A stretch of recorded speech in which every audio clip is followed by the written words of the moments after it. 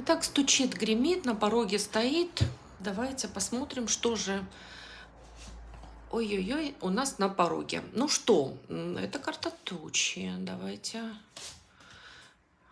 Ага. Ага.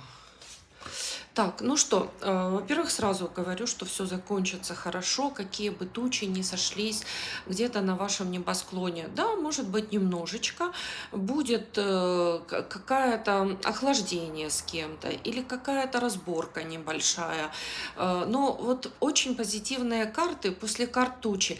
И часто карта тучи говорит о каком-то знаке высших сил, возможно, о помощи высших сил в какой-то ситуации. Может быть, даже ситуация кармическая на вашем небосклоне появилась, но с помощью своей мудрости или же помощи другого человека у вас все получится. Вы можете не волноваться.